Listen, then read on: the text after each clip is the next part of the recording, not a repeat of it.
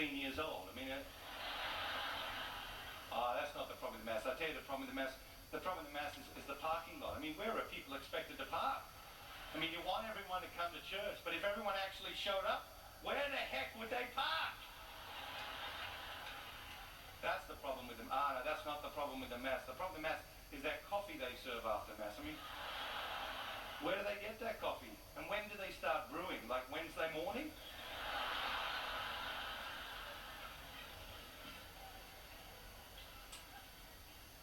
Now, the problem with the Mass, you want to know the problem with the Mass? We're the problem with the Mass.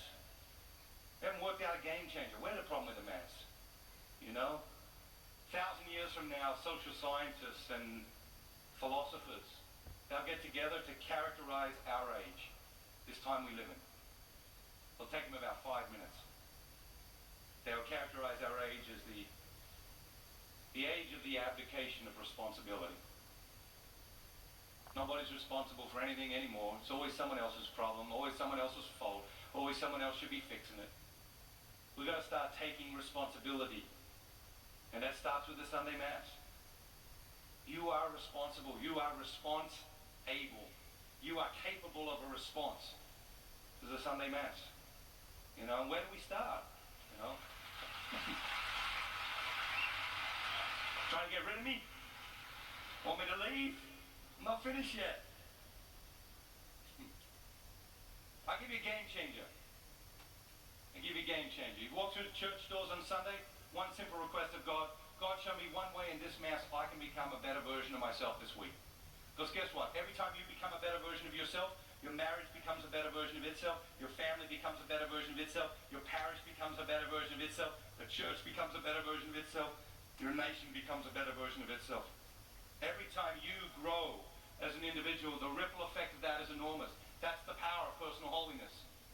Not designed just to say personal. It actually has a ripple effect. You come through the church doors on Sunday, say, God, show me one way in this Mass I can become a better version of myself.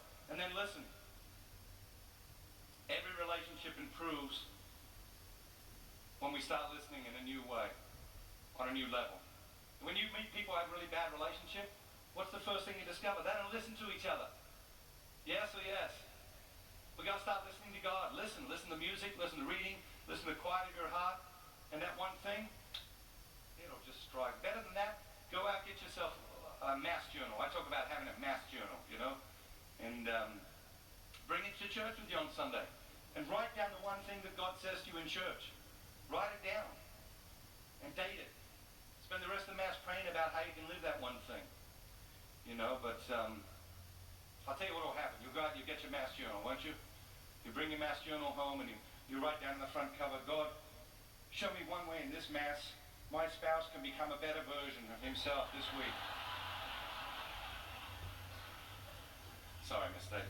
So, God, show me one way in this Mass I can become a better version of myself this week. Then you'll bring it to church with you and you'll actually be in the pews before the music starts. I know it's a radical idea, crazy idea. You'll actually be in the pew before Father gets to the altar. I know, crazy stuff. Crazy. Radical preaching. And you know what they call that? Early. Now that's the official term for that. That's called early.